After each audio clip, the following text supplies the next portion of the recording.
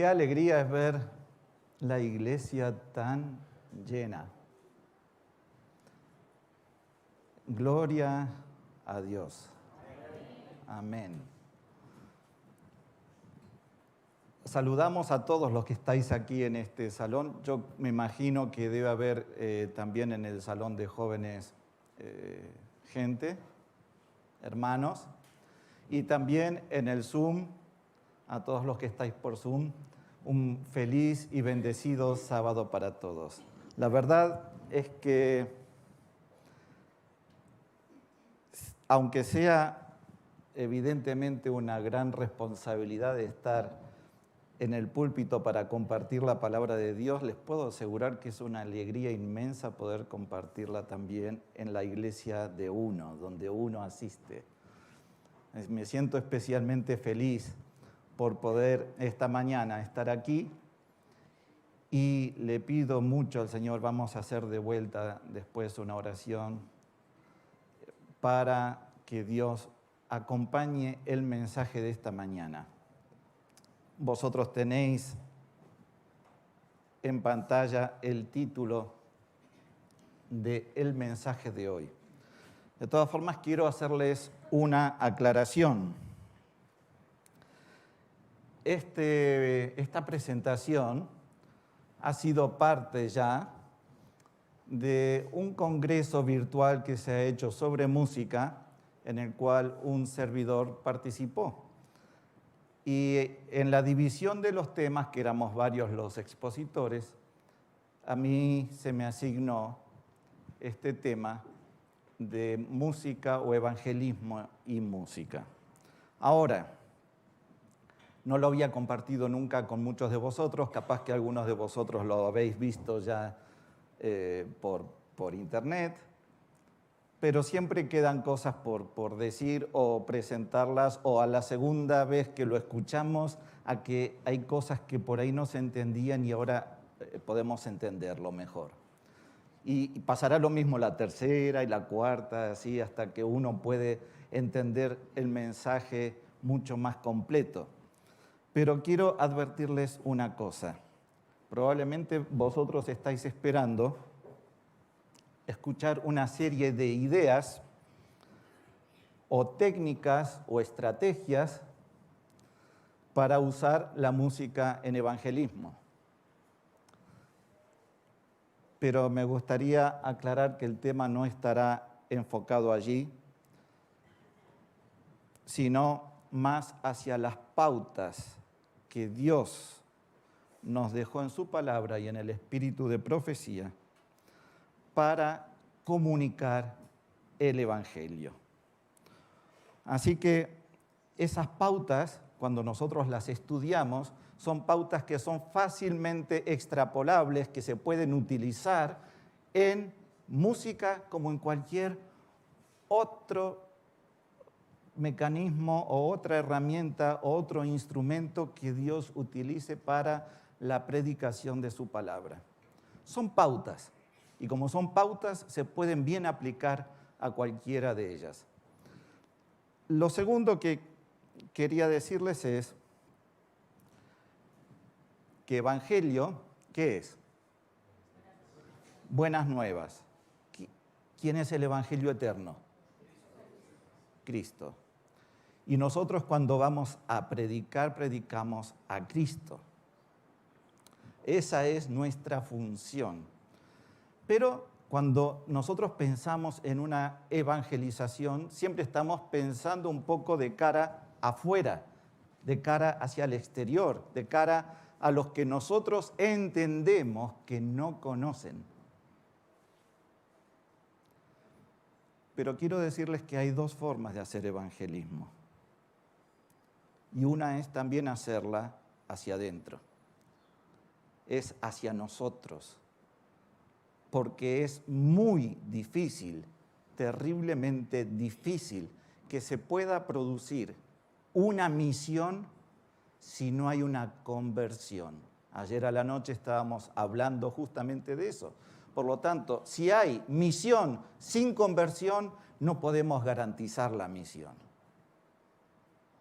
Pero si hay conversión, la misión termina siendo un ¿qué? Un resultado natural de la conversión que nosotros tenemos. Por lo tanto, por favor, la predicación de esta mañana sí es evangelismo, pero también es una reflexión personal que le pido a Dios encarecidamente que me dé palabras sabias, palabras que lleguen, por favor, con amor, que no lleguen como una especie de piedra sobre vuestras cabezas, sino que puedan comprender qué es lo que el espíritu de profecía, apoyado en la Biblia, nos ha dejado como esas pautas para evangelismo. Luego,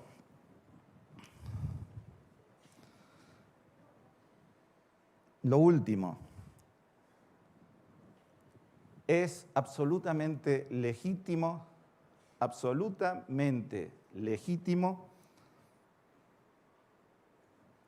analizar cómo evangelizar. Nadie niega que eso es algo que podemos hacer porque evidentemente tenemos que conocer el terreno también en el que estamos y en el que nos movemos. Pero siempre eso está sujeto a un texto que recordarán en 1 Corintios 10, que dice que todo me es lícito, ¿pero qué? Pero que no todo conviene. Así que dicho esto, estos puntos aclaratorios, yo quisiera ahora que hagamos una oración, cada uno donde está. Vamos a bajar nuestros rostros en señal de reverencia y pedirle al Señor que nos acompañe en el mensaje de hoy. Querido y amante Padre que estás en los cielos, tú que conoces nuestros corazones, el corazón de cada uno de los que estamos aquí, de cada uno de los que están escuchando a través de otros medios, te imploramos, Señor, que ahora tú intervengas, que tú que has inspirado tu palabra, seas tú mismo a través del Espíritu Santo que nos ayude a comprenderla. Eso es el deseo, Señor, que tenemos y el pedido que hacemos en el nombre de Jesús. Amén. Muy bien. Ahora vamos a ver, primera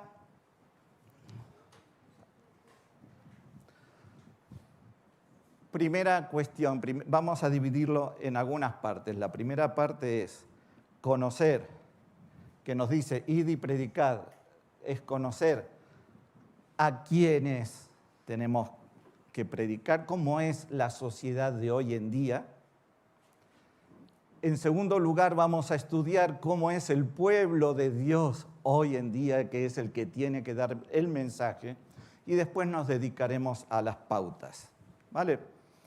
Entonces, miren, nos vamos a apoyar, por supuesto, en el texto que aparece en Mateo 28, en el versículo 18, 19, perdón, está mal aquí, es 19 y 20.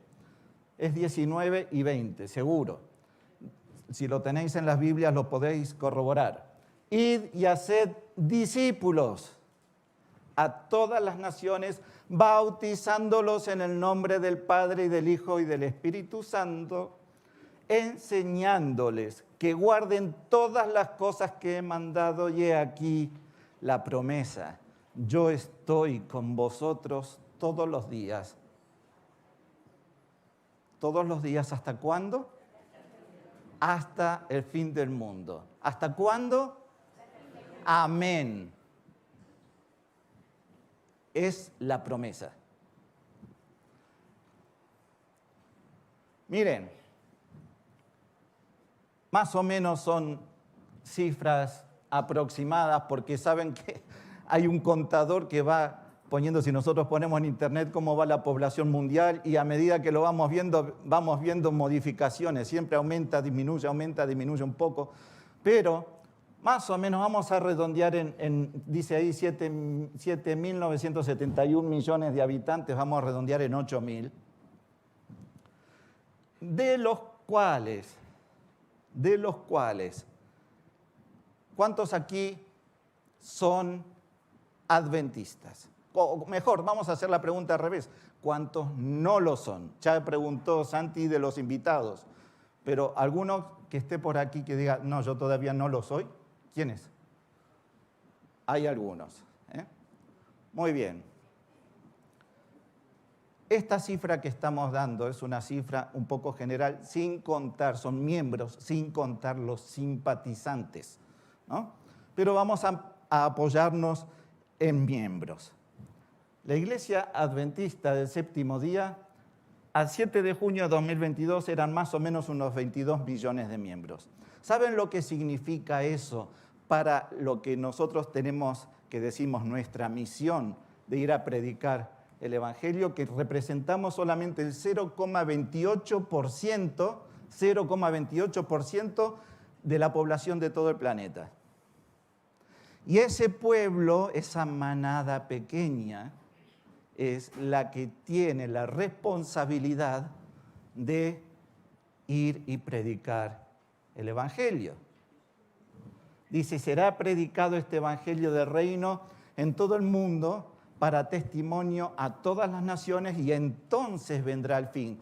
Quiere decir que el Evangelio tiene que ser predicado a esos 8.000 millones restantes de habitantes, menos los 22, o los 22 incluidos. Yo incluiría los 22 millones, porque siempre, día a día, tenemos que vivir ese Evangelio, por lo tanto no nos podemos excluir, pero tiene que ser predicado a todo el mundo. Por eso, ¿cómo empieza el mensaje de los tres ángeles? Y vi volar por en medio del cielo a un ángel que tenía ¿qué? ¿Quién es el Evangelio eterno? Muy bien, si es Cristo, a Cristo tenemos que predicarlo. ¿Para predicarlo a quiénes? A toda nación, tribu, lengua y pueblo. Y dentro del mensaje de los tres ángeles hay un mensaje que es especial, que es justamente el que está identificado como mensaje de quién, del cual de los tres, el del tercer ángel.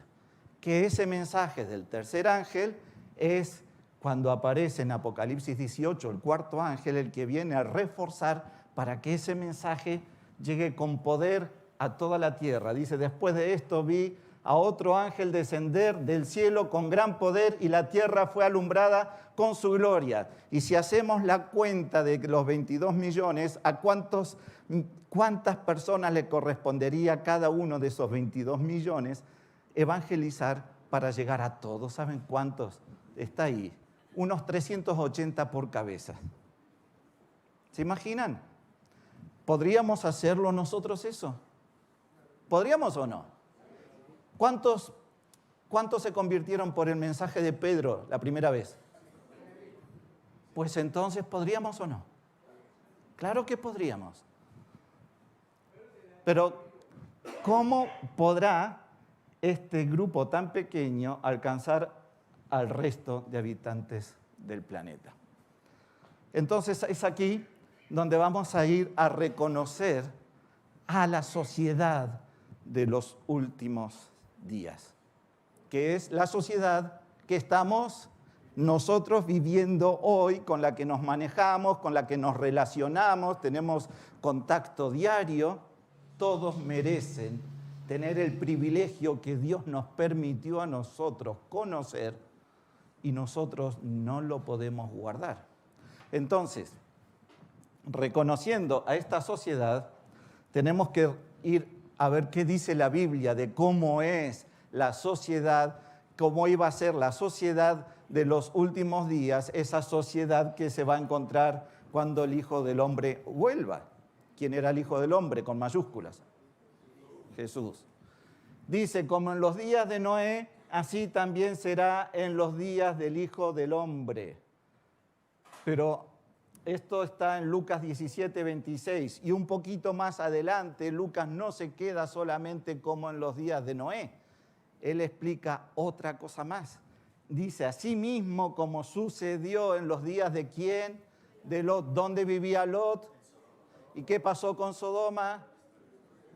Muy bien. Entonces, así será el día en que el Hijo del Hombre se manifieste. Por lo tanto, ahora, si nosotros vamos a Génesis 11 y Génesis 18, que tenemos los dos relatos de los días de Noé, yo he extraído las cosas importantes. Vosotros podéis leerlo todo para corroborar. Ahora, para no perder tiempo, saqué lo importante. Los días de Noé y los días de Lot tenemos esto. La maldad de los hombres era mucha en la tierra. Ayer estaba conversando con mi familia porque evidentemente a veces nosotros estamos aquí y vamos viendo las cosas que nosotros vemos y también las que nos comunican. Pero no sé por qué razón en Argentina la guerra de Israel, sí, sé por qué razón, porque hay muchos judíos en Argentina, sí lo sé, pero la guerra de Israel la están viviendo como propia. Ahora, la maldad no queda solamente en Israel, también está en Ucrania y en Rusia. Y la maldad está en la cantidad de cosas que suceden que a nosotros a veces se nos puede pasar por alto, pero que están sucediendo en cualquier lugar del planeta. Por lo tanto, la maldad de los hombres era mucha en ese momento en la tierra.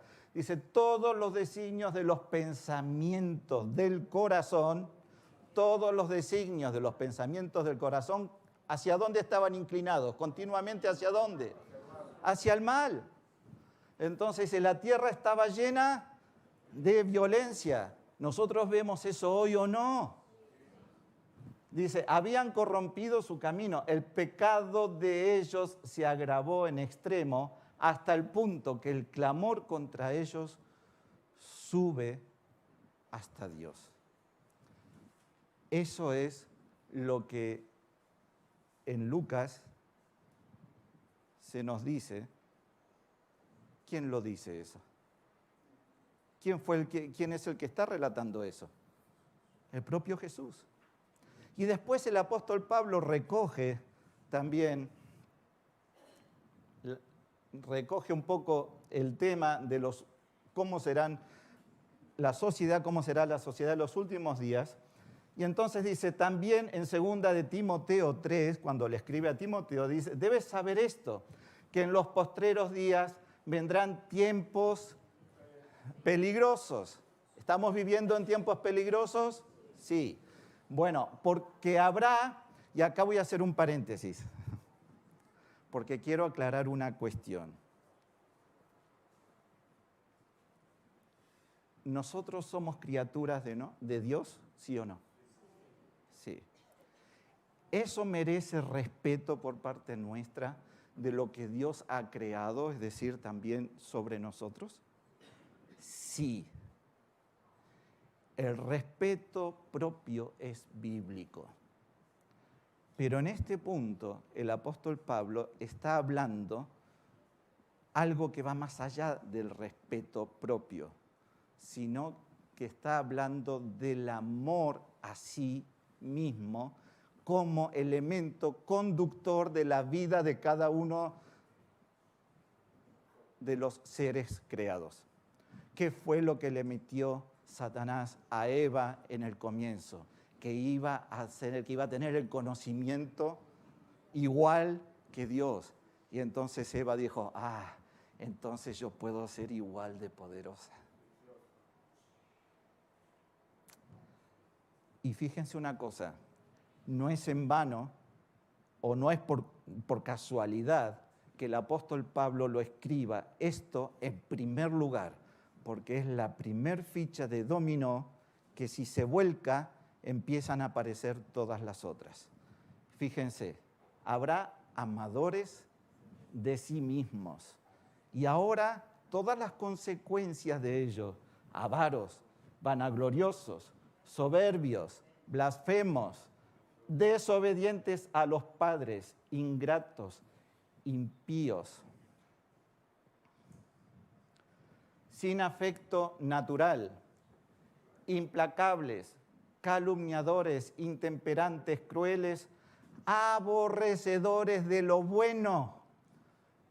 Si nosotros vamos a Proverbios 8, y no creo recordar que era el versículo 13, que Dios nos enseña qué es el temor de Dios. Y es aborrecer lo malo. Buscarlo, por favor. Proverbios 8, y si no me equivoco es 13, si no está, es 13, ¿no es cierto?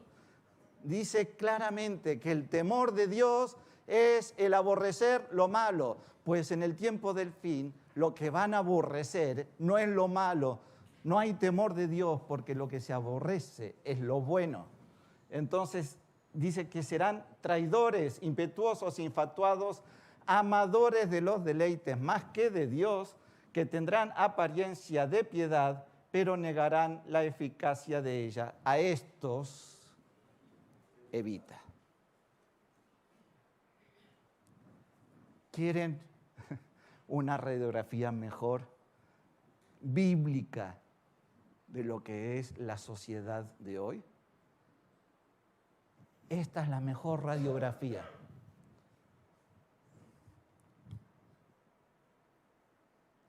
Por eso Jesús nos enseñó a amar a Dios por sobre todas las cosas y a tu prójimo como a ti mismo. Ahora, si en la Biblia nos dice, inspirada por Dios, que en la sociedad final habrá amadores de sí mismos, que han puesto eso como el eje motor de sus vidas, no podemos entender más que Jesús ordenó lo que tenía que ser ordenado. Primero Dios. Y eso hace que amemos al prójimo. Este libro, una vez que un servidor estaba pasando un momento difícil, una señora amiga, queriéndome hacer un bien, me decía, tienes que leerte este libro. Ámate a ti mismo y cambiarás tu vida. Y en el libro se dice, claro, esto es lo que tiene la sociedad de hoy. Busca una verdad que me sirva a mí. No es la verdad, sino es la verdad que me sirva. No es la verdad que por ahí la conozco y me está llamando la atención de algo, sino que tiene que darme satisfacción a mí. Solo puedo ver la vida desde mi propia perspectiva.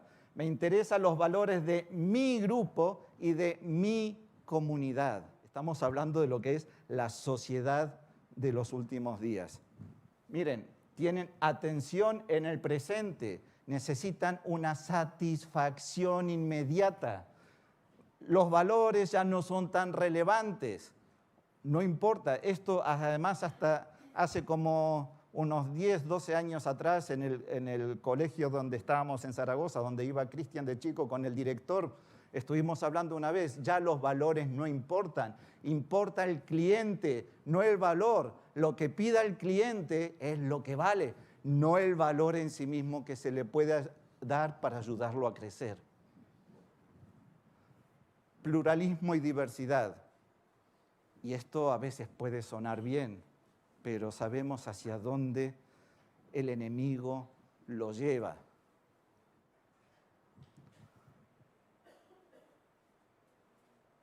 Inclinación a la subjetividad. No son las cosas como son, sino como yo las quiero ver. Todo es subjetivo. Idolatría de personajes públicos y medios masivos de comunicación. Las verdades están sujetas a circunstancias, creencias. La creencia no necesita una experiencia.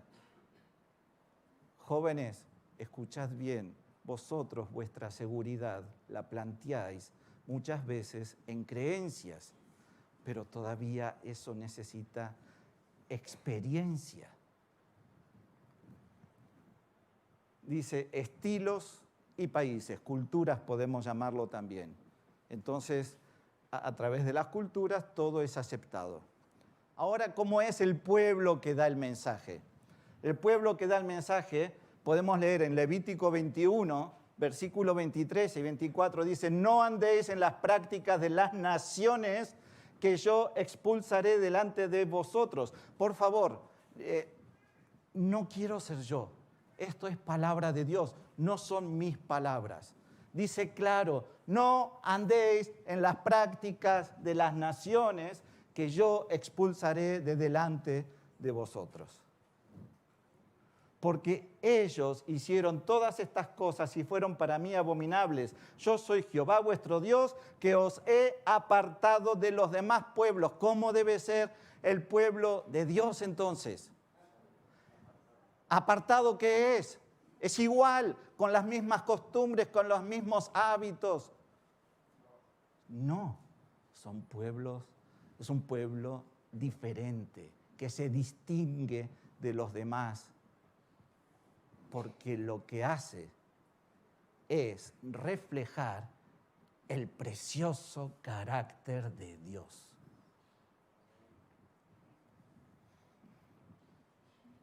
Jesús en la oración intercesora dice, no ruego que los quites del mundo.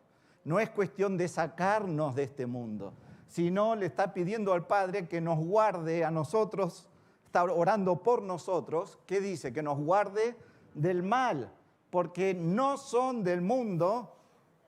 ¿No somos del mundo? ¿Estamos seguros? ¿Segurísimos que no somos del mundo? ¿Segurísimos que no tenemos los mismos hábitos y costumbres del mundo? Si somos de Cristo, entonces se tiene que reflejar. Dice, como yo tampoco soy del mundo, santifícalos. ¿Se puede ser santo? Ayer lo veíamos en el programa a la noche. Sí, y la Biblia nos da cómo.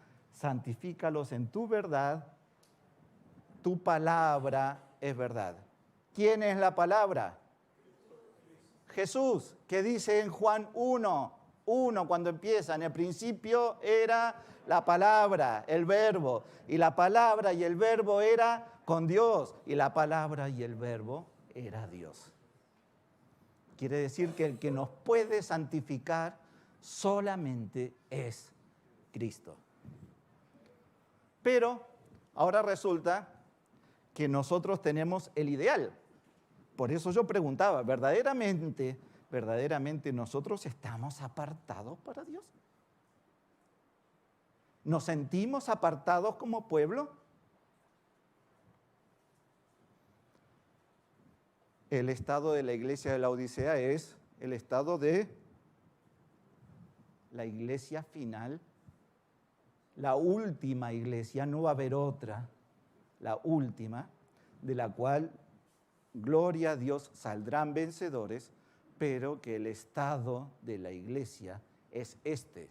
¿Cuál es? Dice, yo soy rico, somos 22 millones, éramos 3,000 hace 140, 150 años atrás. Yo el otro día me hacía esta pregunta. ¿Ha venido Jesús ya?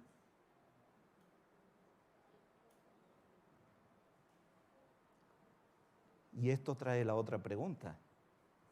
¿Cuándo debemos festejar nosotros? Cuando Jesús venga. Ese es nuestro verdadero festejo.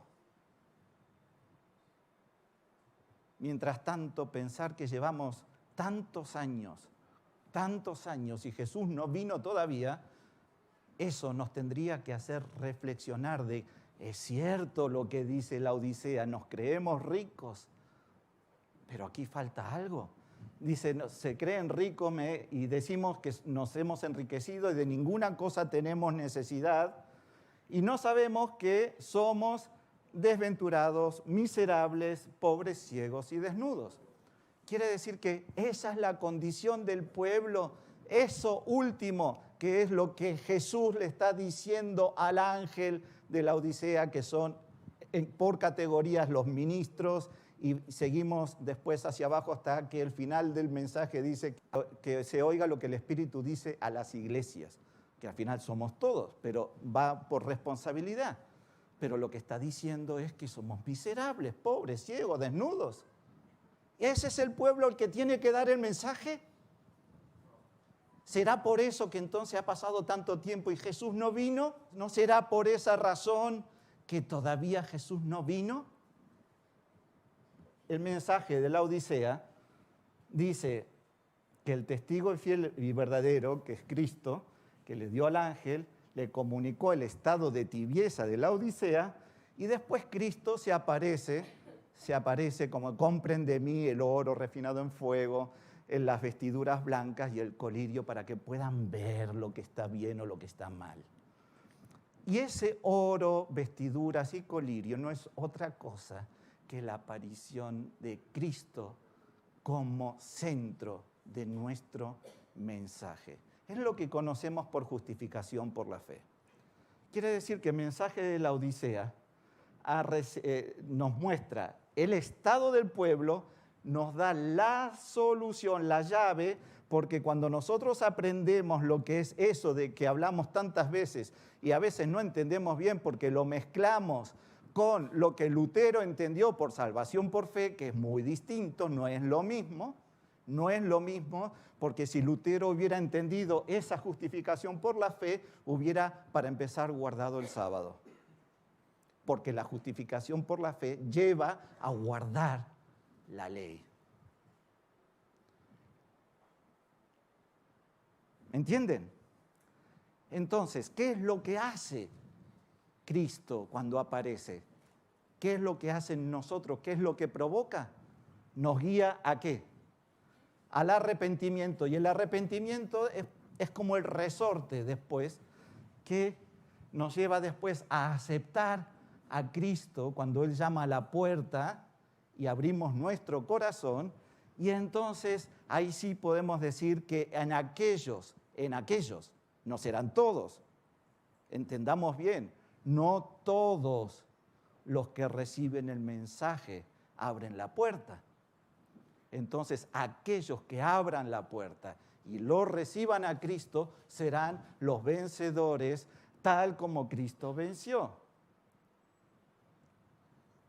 Por lo tanto, miren si el arrepentimiento no es incluso parte de lo que hay que predicar. ¿Qué predicaba Juan el Bautista y qué predicaba el mismo Jesús?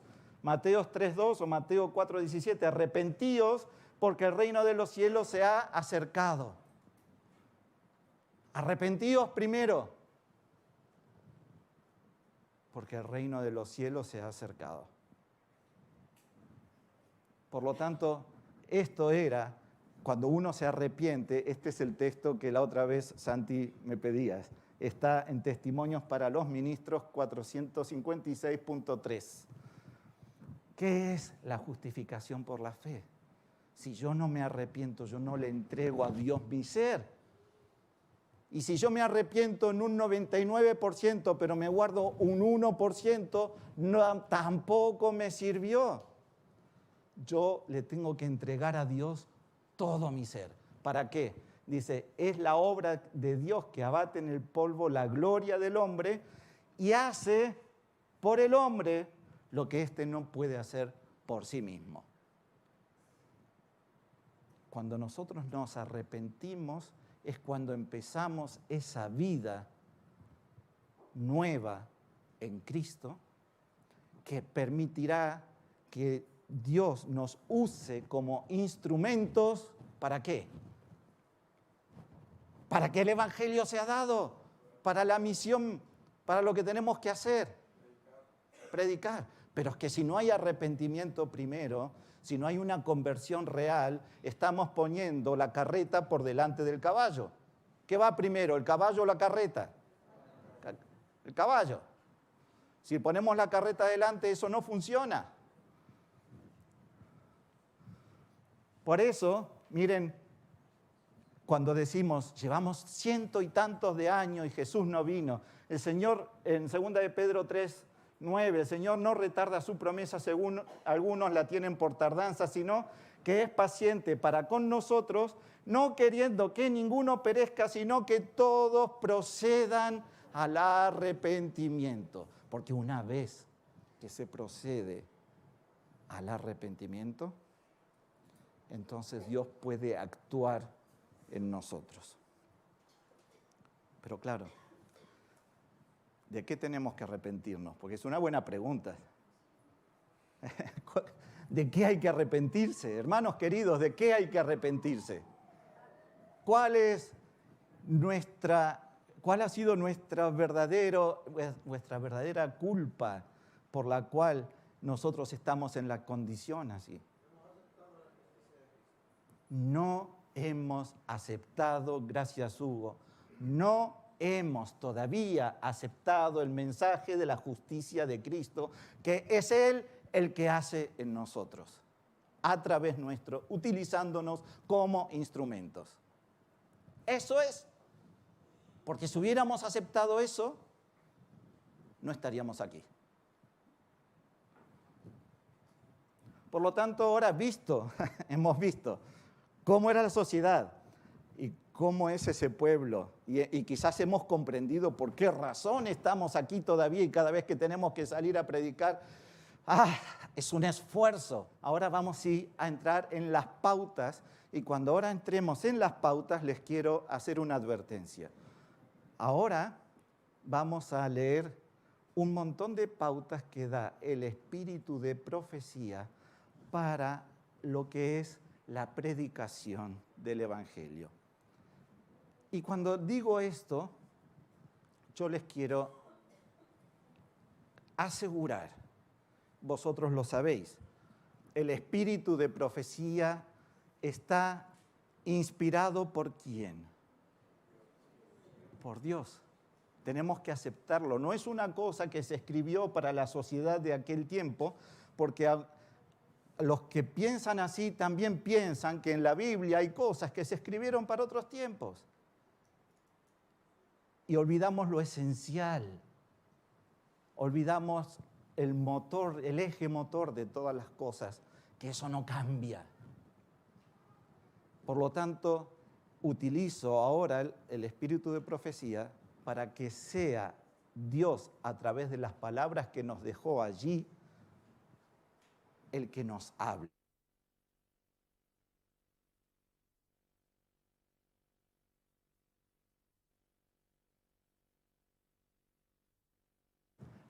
A fin de obtener conversos, sino procurad elevar a los pecadores y corrompidos hacia la norma superior. Y cuando uno lee de la ley de Dios, también lo puede parafrasear del carácter de Dios y de lo que ese carácter me muestra, que es el amor de Dios. Cuando nosotros decimos que la mayor expresión del amor de Dios es Cristo en la cruz, le damos el valor a la sangre de Cristo que tiene. Entonces elevamos la norma. ¿Entienden eso? Por lo tanto, no podemos rebajar la verdad. No podemos predicar a risotadas, perdón la expresión un poco coloquial. No podemos predicar buscando el caer bien. A ver, Jesús y Juan decían, arrepentíos. Arrepentíos, esa era la predicación. Arrepentíos. ¿Eso no cae bien? Yo les pregunto, si yo vengo y les digo, arrepiéntanse, ¿les cae bien? Puede seguramente que no caiga bien. Pero ese es el mensaje. No podemos rebajarlo a querer congraciarnos con la gente pensando que así podemos después decirles arrepiéntanse, cuando ya hemos dejado que se sea de la misma forma que el mundo, porque nos hemos rebajado a ser como el mundo para tratar de después compartirles un mensaje que los tiene que apartar del mundo. No es coherente. dice, rebajar la norma para conseguir popularidad y un aumento en número, y luego hacer de este aumento, lo que hablábamos antes, un motivo de ¿qué? De regocijo, pone de manifiesto gran ceguedad. Por lo tanto, ¿es importante el número? Jesús cuando manda a predicar dice, pónganse blancos de números. No dice eso, id y predicar a todos, pero no nos asegura de que todos vayan a aceptarlo. No nos lo asegura. Pero la predicación tiene que ser dada, sí. ¿Nos importan los números? No. No me importa el número. Me importa el mensaje. Fíjense, yo no sé si alguno de vosotros reconocéis ese cuadro que está ahí. Quizás algunos sí. Pero es aquí donde aparece el Lucas 12:32. ¿No ven que hay como una manada de pequeña allí? ¿Qué dice? No temáis, manada pequeña, porque a vuestro Padre le ha placido daros el reino. No temáis. Si somos pocos, no debemos temer. A lo que nosotros tenemos que apuntar, poner nuestro objetivo es a dar aquello que Dios nos ha regalado primero a nosotros y haberlo comprendido porque abrimos la puerta de nuestro corazón y automáticamente, porque no lo podemos guardar para nosotros, lo damos. Dice, las verdades preciosas que se nos han dado deben ser proclamadas con toda solemnidad y con sagrado temor reverente. Por favor, voy a buscarlo. Acá no aparece, por eso lo busco en la Biblia.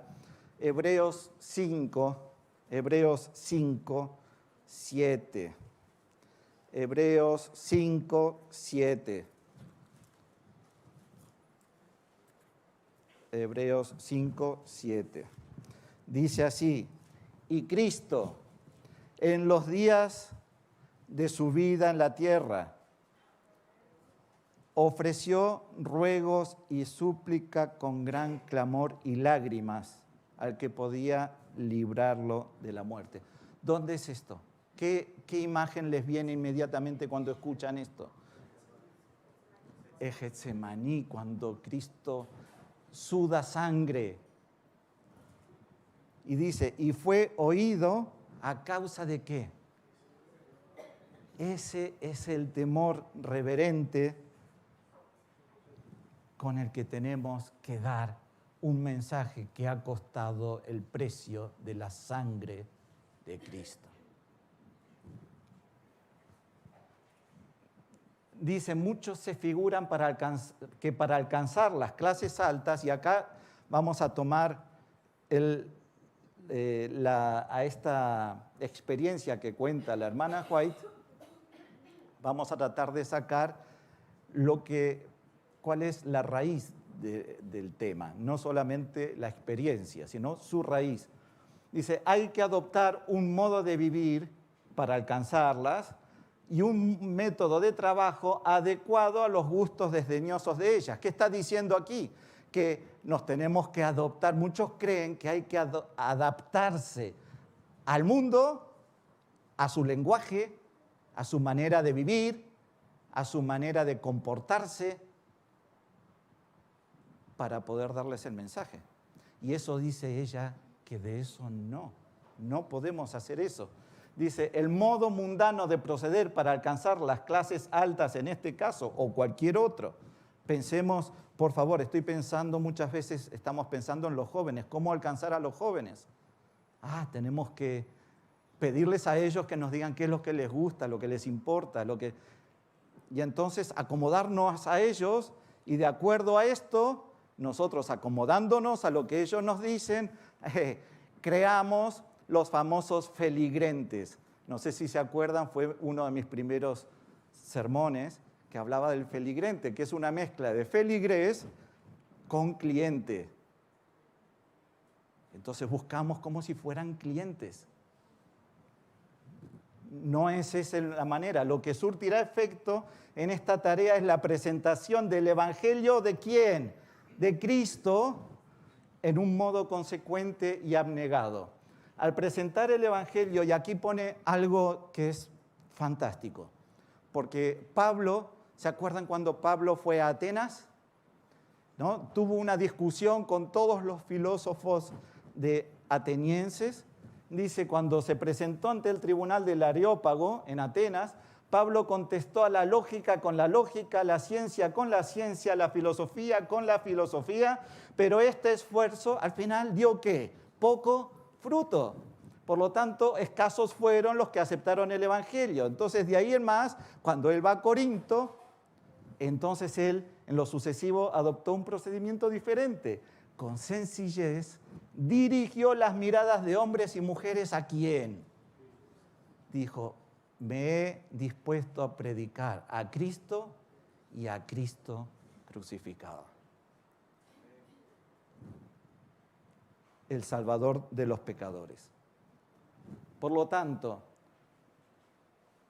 no instéis a los hombres que se ocupan de la obra de evangelizar o de predicar a pensar que deben proclamar el mensaje solemne y sagrado con un estilo ¿cómo? Teatral. Ayer estábamos viendo en el programa de la noche lo que dice en el capítulo 28, por favor, leer el capítulo 28 del conflicto de los siglos, y allí es clara. Otra cosa es que querramos oír. Pero no nos vaya a pasar como el pueblo de Israel, que Jeremías dice que Dios todo el tiempo se quejaba ¿de qué? De que no oían. No hay que poner en nuestra obra ni la mínima partícula de nada que sea extravagante. No se permita nada de naturaleza extravagante porque esto echaría a perder ¿qué? La santidad de la obra de Cristo. Y vuelvo a decirles algo. La sangre de Cristo es preciosa. No podemos presentar ese mensaje con cosas extravagantes o dicho de tal forma que al final tomemos esa sangre en vano. Dice, la causa de Dios debe tener un molde sagrado y celestial. Lleve la impronta divina de todo lo que se relaciona con la predicación del mensaje para este tiempo, sagrado y celestial. Miren, y una cosa, cuando uno habla, por eso pido a Dios que por favor no entendáis todo esto. Yo estoy presentando lo que el Espíritu de Profecía dice. No lo entendáis como una especie de reprimenda, sino como una reflexión, como algo que nos llevemos para pensar. Porque la forma de predicarla es esta. Santificad a Dios el Señor en vuestros ¿dónde? En vuestros corazones. ¿Dónde quiere poner Dios su ley? En nuestros corazones. Y estad siempre preparados para presentar defensa ¿cómo? Con mansedumbre y reverencia ante todo el que os demande razón de la esperanza que hay en vosotros. Por lo tanto, si nosotros tomamos todas estas pautas y las colocamos en cualquiera de las áreas de evangelismo que nosotros lo querramos poner, poniéndolo en música, entonces sí, pensando en todo ello, vamos a descubrir todos los beneficios que la música como mecanismo de evangelizar puede tener. Es un instrumento salvador de almas. Pueden leerlo allí en Evangelismo, en la página 362. Dice que es para grabar las palabras en la memoria. Muchas veces tenemos textos bíblicos con música cuyo texto es un texto bíblico y nosotros podemos grabarlo en nuestra memoria. Para generar recursos de aprendizaje. Es algo que nos une a Dios, es como la oración. Dice que una buena alabanza es como una oración cantada. Dice, y es para resistir también la tentación. Por lo tanto, miren, estamos terminando. Los hombres, dicen, harán uso de todos los medios para atenuar la diferencia, para hacer que no sea tanta la diferencia entre aquellos que aceptan a Cristo, entre aquellos que aceptan a Cristo y su justicia, que lleva a guardar sus mandamientos. Por lo tanto, por eso decimos adventistas, ¿de qué? Del séptimo día. Dice, con los demás, con los observadores del primer día de la semana. Me fue presentada, cuando ella dice me fue presentada, ¿qué significa? Que es cuando dice vi o me fue presentado una compañía que, a pesar de llevar el nombre de adventistas del séptimo día, aconsejaban que el estandarte que nos hace un pueblo singular no se destacase tanto, que no fuese tan diferente. Esto me hace acordar a una historia, creo que contaste una vez tú, de alguien que fue a un campamento y cuando volvió dije, ¿qué tal te fue? Dice, fenomenal, casi nadie se dio cuenta que yo era adventista. Es así. Entonces dice, pues alegaban que era el mejor proceder o que no era el mejor proceder para dar éxito a nuestras instituciones. Si nosotros nos mantenemos fieles y firmes a los principios, es probable que no tengamos suficiente clientela para poder sostener esta empresa. ¿Se dan cuenta cuál es el mecanismo que utiliza el diablo? Por eso, cuando hablamos de que tenemos que darles a los jóvenes lo que ellos quieren, tenemos un problema. ¿Será que lo que ellos quieren y están habituados está en concordancia con la palabra de Dios o lo que Dios quiere de nuestra juventud? ¿Saben por qué dicen que se van los jóvenes? No me avanza. Adrián, por favor. Dicen, este es un libro, no lo he leído, les tengo que reconocer, pero extraje de internet lo que este libro dice como la razón por la que los jóvenes se van. Dicen que la coherencia es la hipocresía de los adultos que predican una cosa y viven otra. Dice, esa coherencia fue el factor de mayor incidencia. El rechazo o aceptación pasa fundamentalmente por lo que ven en la vida de ¿quiénes? De los adultos. Si no hay relación entre el discurso hablado y el vivido, la tendencia es a rechazar el mensaje cristiano. Los jóvenes allí están mirando lo que hacen los adultos. Y en vez de enseñarles a mirar a Cristo, dejamos que ellos miren lo que hacen los adultos. Por lo tanto, ¿cuál es la razón real por la que ellos se van? Porque no les enseñamos a ver a Cristo.